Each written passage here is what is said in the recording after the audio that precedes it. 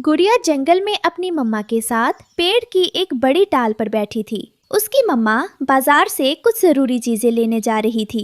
गुड़िया अपनी मम्मा से कहती है, मम्मा, कल मैंने मैना के पास देखा था। उसके पास बहुत सुंदर अलग रंग की नेल पॉलिश थी। मुझे वो नेल पॉलिश बहुत अच्छी लगी थी। मेरा भी बहुत दिल कर रहा था कि मैं अपने पंखों और पंजों पर नेल पॉलिश लगाऊं। प्लीज आप मेरे लिए नेल पॉलिश ले आना। गुड़िया बेटी, मैं मंडी में यह सब्जियां बेचने जा रही हूँ। अगर मेरी सब्जियां अच्छे दामों में बिक गईं, तो मैं आपके लिए नेल पॉलिश ले आऊंगी। अगर अच्छे दामों में ना बिकी तो मेरी बच्ची, आपको कुछ समय इंतजार करना होगा, फिर मैं आपको नेल पॉलिश ला दूंगी। मम्मा, आपकी सब्जियां अच्छे दामों में बिक जाएंगी। आप मेरे लिए जरूर नेल पॉलिश लेकर आना। फिर रानो चिड़िया अपनी सब्जियों की टोकरी उठाती है और मंडी बेचने निकल जाती है। वो मंडी जाकर दुकानदार से सब्जियों के भाव पूछती है। बहन जी, आप बहुत अच्छे समय पर आई हैं। आजकल मंडी में सब्जियों के बहुत अच्छे दाम चल रहे हैं और आपकी सब्जियां तो ताज़ा भी लगती हैं। आपको तो इनके अच्छे दाम मिल जाएंगे। चिड़िया खुश हो जाती है। वो अपनी सब्जियां मंडी में बेचती है और पैसे लेकर दुकान पर आती है। वो घर का कुछ जरूरी सामान लेती है और गुड़िया के लिए नेल पॉलिश भी खरीदती है। घर आकर वो नेल पॉलिश गुड़िया को देती है। मम्मा, मैना को अच्छे से नेल पॉलिश लगानी आती है। वो नदी पर होगी। मैं जाकर उसे अपनी नेल पॉलिश दिखाती हूँ और उससे लगवा भी आऊंगी। अच्छा मेरी बच्ची, जाओ और जल्दी घर वापस आ जाना, शाम भी होने वाली है। फिर गुड़िया अपनी नेल पॉलिश लेकर नदी पर अपनी दोस्त मैना के पास जाती है। मैना, मैना, देखो देखो, मेरी मम्मा मुझे नेल पॉलिश ला दी। मुझे अच्छे से लगानी नहीं आती। लो, मेरे पंजों पर नेल पॉलिश लगा दो। वाह गुड़िया, तुम्हारी नेल पॉलिश का रंग बहुत अच्छा है। क्या तुम मुझे भी लगाने दोगी? दोनों नदी पर बैठी बातें कर रही थी कि दूर पेड़ पर बैठी गोरी यह सब देख रही थी। मेरे होते हुए मोटी चिड़िया की बेटी नेल पॉलिश लगाएगी। मैं भी देखती हूँ कैसे लगाती है ये नेल पॉलिश। गोरी आगे बढ़ती है और गुड़िया से नेल पॉलिश छीनकर जल्दी से वहां से भाग जाती है। गुड़िया रोने लगती है। बुरी आंटी, गोरी कौवी, आप बहुत बुरी आंटी है। मैं अभी जाकर आपकी शिकायत अपनी मम्मा से करती हूँ। गुड़िया रोते हुए घर जाती है और अपनी मम्मा को सारी बात बताती है। गुड़िया बेटी, अभी तो शाम हो गई है। सुबह होते ही मैं गोरी के घर जाऊंगी और उससे आपकी नेल पॉलिश वापस लेकर आऊंगी। उधर गोरी घर जाकर अपने पंजों पर नेल पॉलिश लगाती है और खुशी से इधर उधर उछलने लगती है। बस बस गोरी, तुम तो ऐसे उछल रही हो जैसे तुमने पहली बार नेल पॉलिश लगाई है। कालू, तुम ये खुशी नहीं समझोगे। नेल पॉलिश तो मैंने पहले भी बहुत बार लगाई है, लेकिन उस मोटी चिड़िया की बेटी की नेल पॉलिश छीनकर लगाने का मजा ही कुछ और है। और देखो, इसका रंग कितना सुंदर है। अगली सुबह रानो चिड़िया गोरी के घर आती है। गोरी बहन, कल आप मेरी बेटी गुड़िया की नेल पॉलिश छीनकर भाग आई थीं। प्लीज मुझे वह नेल पॉलिश वापस कर दें। मेरी बेटी रो रही है। कौन सी नेल पॉलिश? मैंने कोई नेल पॉलिश नहीं छीनी। अपनी बेटी से कहो थोड़ा कम झूठ बोला करे। मेरी बेटी झूठ नहीं बोलती। झूठ कौन बोल रहा है, मुझे अच्छे से पता है। रानो ऐसा कहकर वहाँ से चली जाती है। उधर जब गुड़िया स्कूल से वापस आ रही थी तो उसे दूर एक चमकता घर दिखाई देता है। जब वो उसके पास जाती है तो वो नेल पॉलिश का घर था और उस घर पर बहुत सी रंग बिरंगी नेल पॉलिश लगी हुई थी। गुड़िया बहुत खुश हो जाती है। अरे, ये तो नेल पॉलिश का घर है। इतनी सारी नेल पॉलिश है। मैंने तो अपनी जिंदगी में इतनी सारी नेल पॉलिश एक साथ कभी नहीं देखी। तभी घर से आवाज आती है। गुड़िया, मैं एक जादुई घर हूँ और मुझे मालूम है कि तुम्हें नेल पॉलिश कितनी पसंद है। तुम मेरे ऊपर से जिस रंग की चाहो नेल पॉलिश ले सकती हो। हाँ प्यारे घर, मुझे सच में नेल पॉलिश बहुत पसंद है। फिर गुड़िया ढेर सारी नेल पॉलिशें उतारती है, उन्हें टोकरी में रखती है और घर का धन्यवाद करती है। मेरे प्यारे दोस्त, मैं तुमसे रोज मिलने आया करूंगी। तुम्हारा बहुत धन्यवाद। टोकरी लेकर घर की तरफ उड़ती है। बड़े पेड़ पर बैठी गोरी जब इतनी सारी नेल पॉलिशें देखती है तो जलने लगती है। इस छोटी चिड़िया के पास इतनी सारी नेल पॉलिशें कहाँ से आईं? मुझे पता लगाना ही पड़ेगा। शाम के समय गौरी रानो के घर की खिड़की में छिपकर उनकी बातें सुनने लगती है। गुड़िया बेटी, मैं कब से पूछ रही हूँ कि यह इतनी सारी नेल पॉलिशें तुम्हें कहाँ से मिली? मम्मा, जब मैं स्कूल से आ रही थी तो रास्ते में मुझे नेल पॉलिशों का एक घर मिला। वो मुझसे बात भी कर रहा था और ये सारी नेल पॉलिशें मैंने उसी के ऊपर से ली है। अरे वाह मेरी बच्ची, तुम्हें नेल पॉलिशें इतनी पसंद है, मुझे पता नहीं था। मैं भी कल तुम्हारे साथ चलूंगी और तुम्हारे उस दोस्त घर से मिलूंगी। गौरी सारी बात सुन लेती है और जल्दी से नेल पॉलिश वाले घर की तरफ भागती है। स्कूल के रास्ते में उसे वह चमकता घर दिखाई देता है। नेल पॉलिशों के घर? तूने उस मोटी चिड़िया की बेटी को नेल पॉलिशें दी? मुझे भी नेल पॉलिशें चाहिए। आओ आओ गोरी, मैं तुम्हारा ही इंतजार कर रहा था। तुम वही हो ना जिसने गुड़िया से उसकी नेल पॉलिश छीनी थी? अरे, तुम्हें कैसे पता कि मैं गोरी हूँ?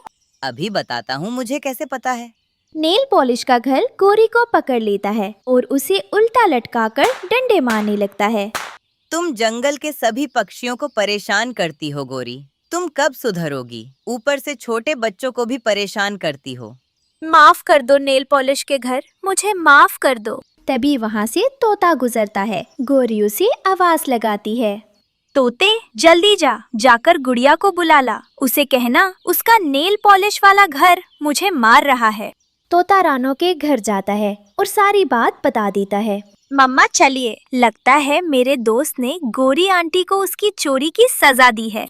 फिर गुड़िया अपनी मम्मा के साथ नेल पॉलिश वाले घर के पास जाती है और घर से गौरी को छोड़ने के लिए कहती है। घर गौरी को छोड़ देता है और गौरी अपनी जान बचाकर भाग जाती है। गुड़िया और उसकी मम्मा हंसने लगती हैं। दोस्त, तोते अंकल को भी अपनी नेल पॉलिश दो, ये बहुत अच्छे हैं।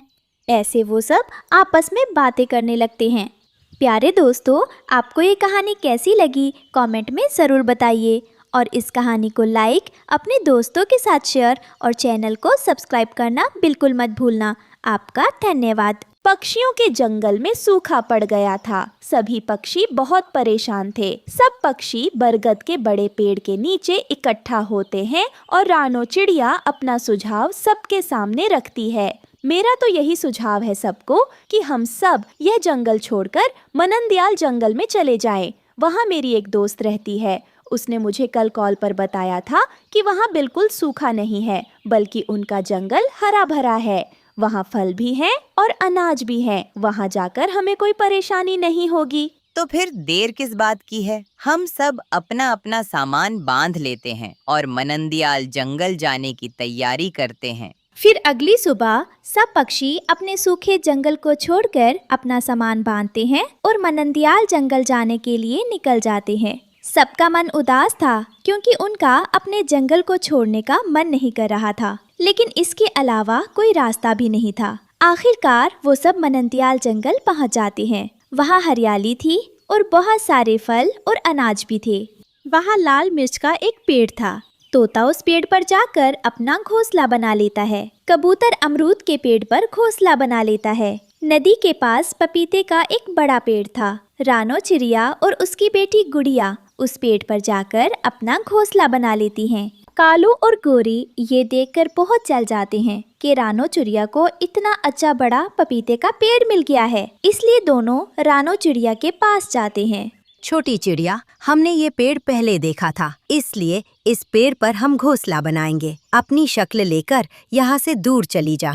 आप दोनों झूठ बोल रहे हैं। चिड़िया, तुझे हमारा अच्छे से पता है। मेरा पति मेरे साथ है। हम दोनों तुम माँ बेटी से ज्यादा ताकतवर है। अभी चोंच मार मार कर तुम्हें नीचे गिरा देंगे। इससे पहले कि हम तुम्हें मारना शुरू करें, यहाँ से भाग जा। रानो चिड़िया अपनी बेटी गुड़िया को लेकर सामने वाले पेड़ पर जाकर बैठ जाती है।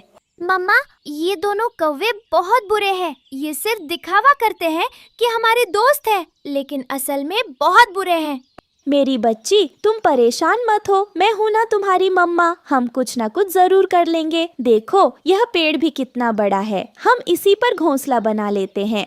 तभी रानो चिड़िया देखती है कि ये आम का पेड़ है। गुड़िया बेटी, यह तो आम का पेड़ है, लेकिन इस पर आम क्यों नहीं लगे हुए? रुको, मैं नदी से पानी लेकर आती हूँ और इस पेड़ को पानी देती हूँ। रानो चिड़िया नदी से पानी लाकर पेड़ को पानी देती है। जैसे ही वो पानी देती है, पेड़ से आवाज आती है, रानो चिड़िया, मैं हरा भरा तो था, लेकिन मुझे कोई पानी नहीं देता था, जिसकी वजह से मुझ पर आम नहीं लगते थे। अगर तुम इसी तरह रोज मुझे पानी दोगी और मेरी सेवा करोगी तो मैं तुम्हें मीठे मीठे आम दूंगा। तुम मुझ पर अपना घोंसला भी बना सकती हो। मैं हर आंधी तूफान से तुम्हारी रक्षा करूंगा।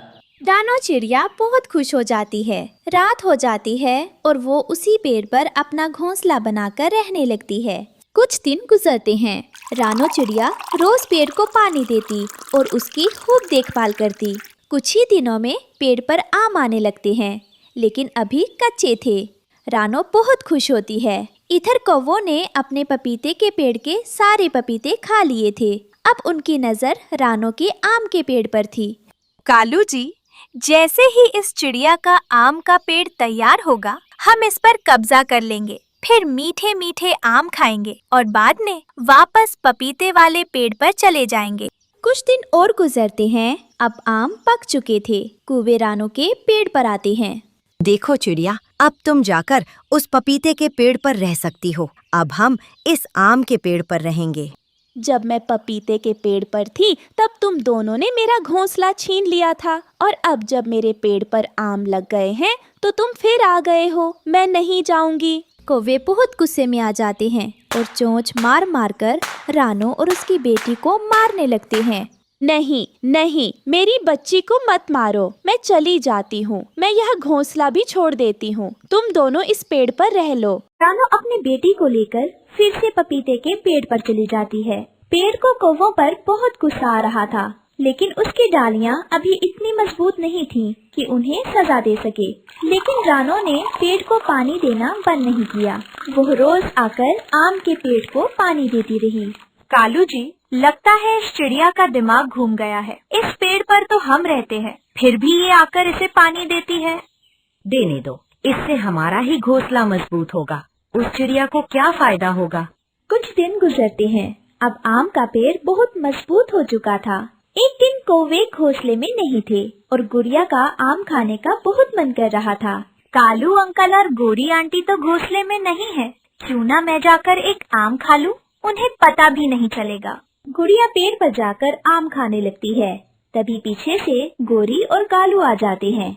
मोटी चिड़िया की बेटी, तेरी हिम्मत कैसे हुई हमारे आम खाने की? अब तेरी वजह से हमारा एक आम खराब हो गया। इसका बदला कौन देगा?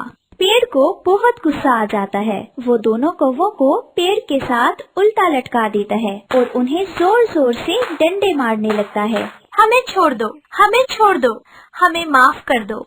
मैं तुम दोनों को तभी छोड़ूंगा जब तुम यह जंगल छोड़कर चले जाओगे। ठीक है, हम यहाँ से चले जाएंगे। बस हमें छोड़ दो, हमसे गलती हो गई। फिर पेड़ कौवों को छोड़ देता है और दोनों धड़ाम से जमीन पर गिरते हैं। जैसे ही पेड़ की बेल उन्हें छोड़ती है, दोनों वहाँ से भाग जाते हैं। जब रानो चिड़िया वापस आती है तो गुड़िया अपनी मम्मा को सारी बात बताती है। चिड़िया, तुम बहुत अच्छे मन की हो। तुमने रोज मुझे पानी दिया और मेरी सेवा की, इसलिए मैंने आज तुम्हारी मदद की। आज से तुम मेरे ऊपर घोंसला बनाकर रह सकती हो और मैं तुम्हें मीठे मीठे आम खाने को दूंगा। प्यारे दोस्तों, आपको ये कहानी कैसी लगी? कमेंट में जरूर बताइए और इस कहानी को लाइक, अपने दोस्तों के साथ शेयर और चैनल को सब्सक्राइब करना बिल्कुल मत भूलना। आपका धन्यवाद।